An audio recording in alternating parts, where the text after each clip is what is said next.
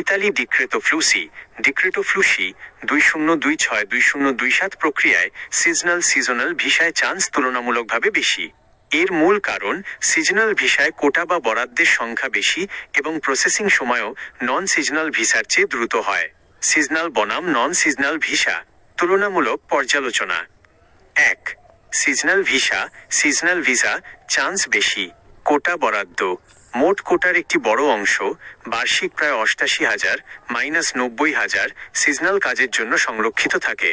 Processing সময় নুল্লা ওস্টা এবং visa আবেদন অনুমোদনে গড়ে 20 থেকে 30 দিন সময় লাগে।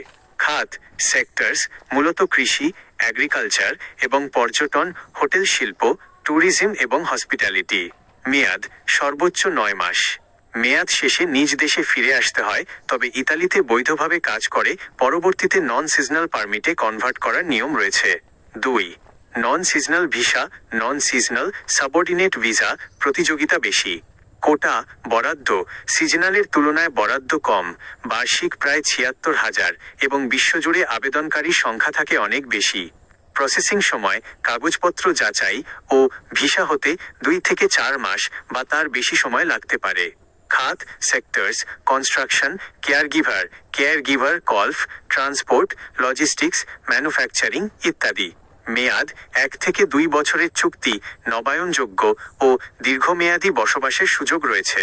বাড়তি নিয়ম নিয়োগকর্তাকে ইতালির স্থানীয় labour market test CPI check সম্পন্ন করতে হয়।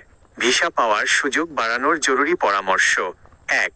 প্রকৃত নিয়োগকর্তা অথেন্টিক এমপ্লয়ার ইতালিতে আপনার আবেদনকারী মালিকের ট্যাক্স রেকর্ড এবং অর্থনৈতিক সামর্থ্য ভিসুরা ক্যামেরাল শক্ত হতে হবে। 2. ক্লিক ডে প্রস্তুতি ডিক্রেতো ফ্লুসির আবেদন নির্ধারিত সময়ে সেকেন্ডের নিখুঁত সময়ের মধ্যে সাবমিট করতে হয়, ফার্স্ট কাম ফার্স্ট সার্ভড। 3. প্রাক আবেদন প্রি কম্পাইলেশন নির্ধারিত সময়ের আগে নিয়োগকর্তাকে দিয়ে অনলাইন পোর্টালে তথ্য প্রাক পূরণ করে রাখতে হবে।